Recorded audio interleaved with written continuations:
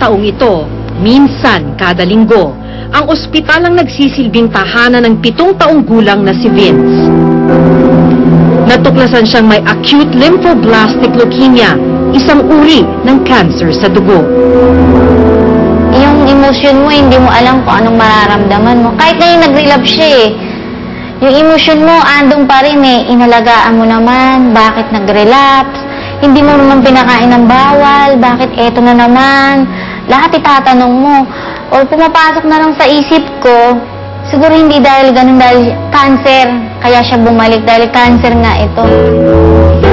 4 na beses kada buwan, kailangan sumailalim ang bata sa chemotherapy.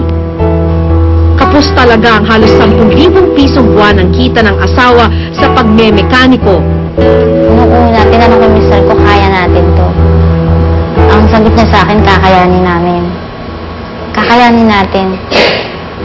Bigyan natin pag-asa yung anak natin. Kakayanin natin.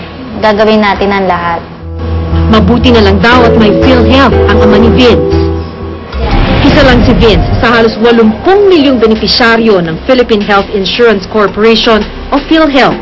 Ang ama naman niya, isa naman sa mahigit 17 milyong miyembro ng PhilHealth. Halos kahit sino pwedeng magmiyembro ng PhilHealth. Kung empleyado ka, gobyerno man o pribado, kakaltasan ka kada buwan ng mula 50 piso hanggang 300 at 55 piso, depende sa sahod. Para naman sa mga hindi regular na manggagawa, pwede nilang sagutin ng buo ang premium para maging miyembro. Marami ang benepisyong hatid ng pagiging miyembro o benepisyaryo ng PhilHealth. Palabas na ngayong araw ng ospital si Vince, sasamahan natin silang magbayad para lang malaman kung magkano ba talaga yung discount na nakukuha mula sa PhilHealth.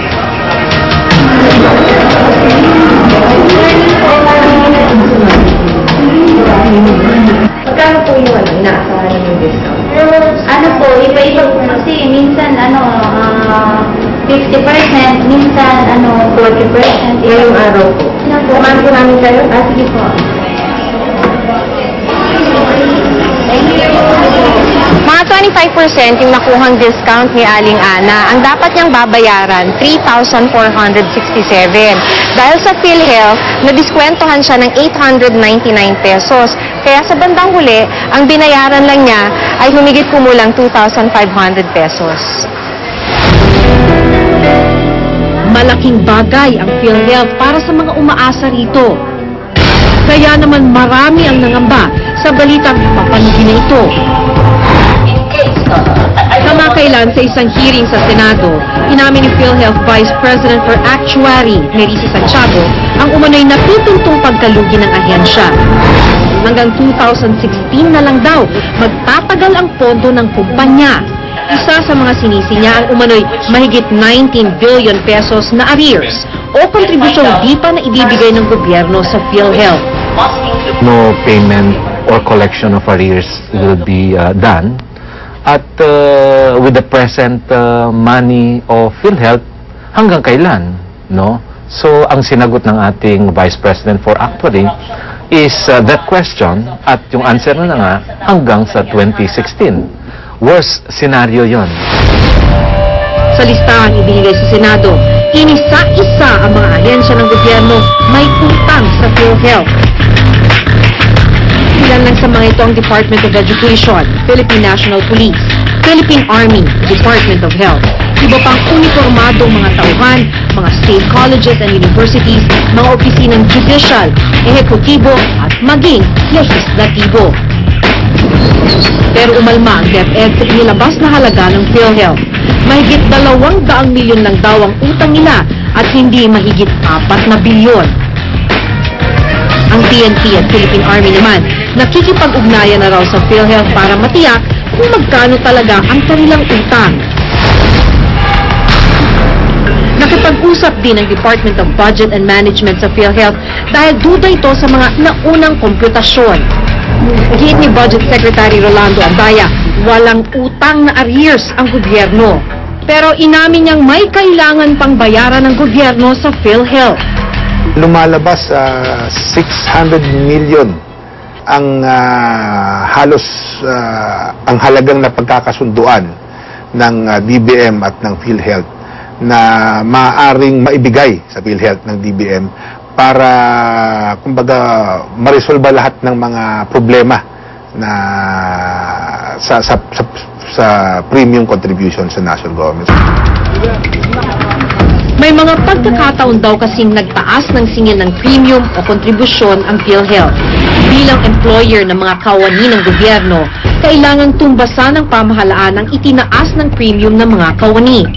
Ang problema, huli raw ang abiso ng PhilHealth sa gobyerno.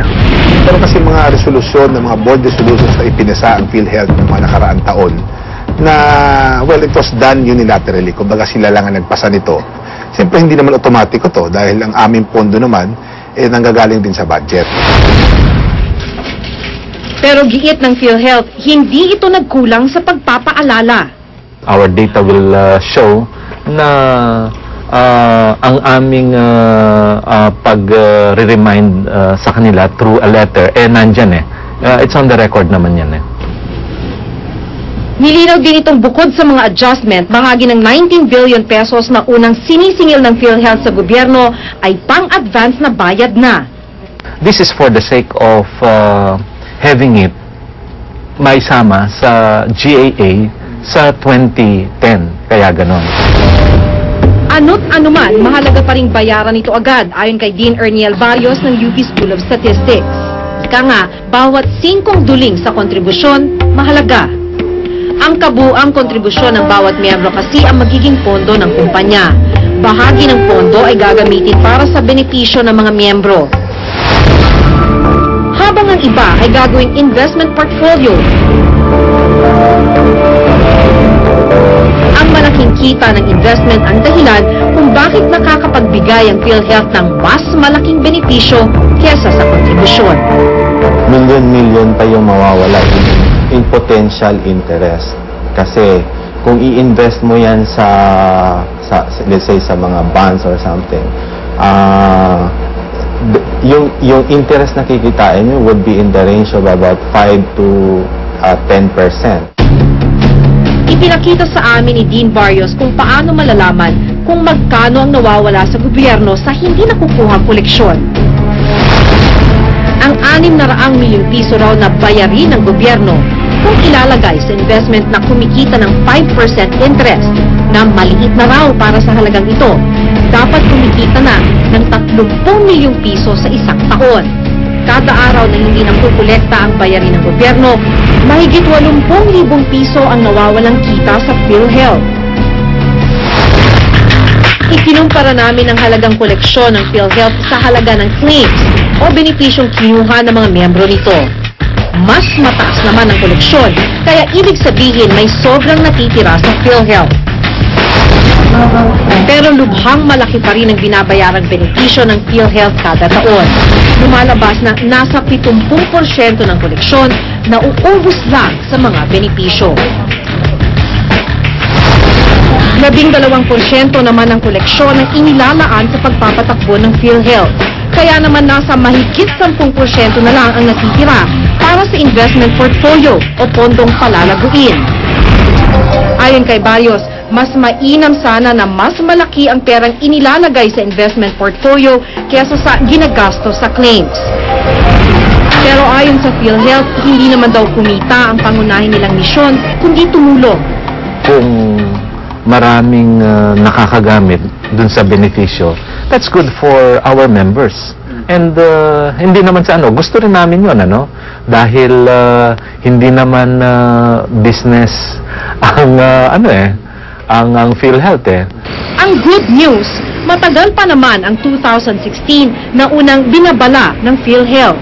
Malaking panahon yan na pwede nating pagplanuhin kung paano maiwasan yung eventual bankruptcy. Ngayon, yun nga yung intention ng forecast. Kung kaya mo ma-forecast na gano'n, then gumawa ka ng paraan para maiwasan yung eventual bankruptcy. Ganun pa man, mahalagang mabantayan daw ang pondo ng ahensya nang masigurong hindi ito mauwi sa sinasabing pagkalugi.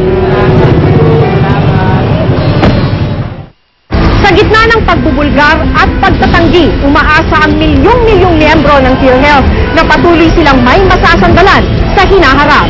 Ako si Maki Pulido at ito ang nakatala sa aking Reporter's Notebook.